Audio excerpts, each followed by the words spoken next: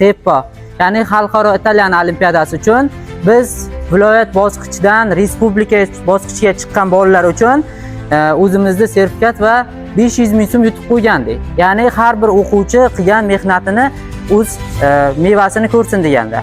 Undan tashqari keyingi yutuqlarimiz qanaqa edi? Respublika bosqichidan Italiya bosqichiga chiqsa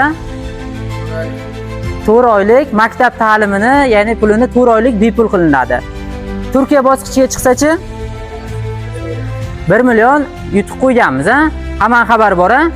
Ya'ni mana shu yutuqlarni qo'lga kiritish uchun maktabda barcha sharoit bor. Avvalambor assalomu alaykum, hurmatli o'quvchilar. Men sizlar ham harakat qilinglar, mana shu yutuqlarga erishinglar. Birinchi men Farizodani tabriklaymiz. Farizoda qizimiz ham 20 millionlik bilan tabriklaymiz. Mana sertifikatni.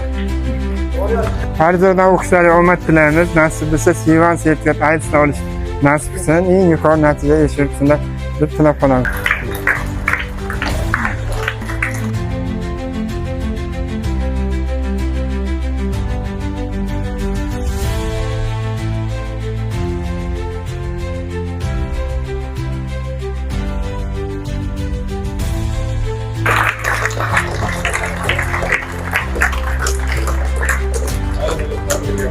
Ha, yo'q.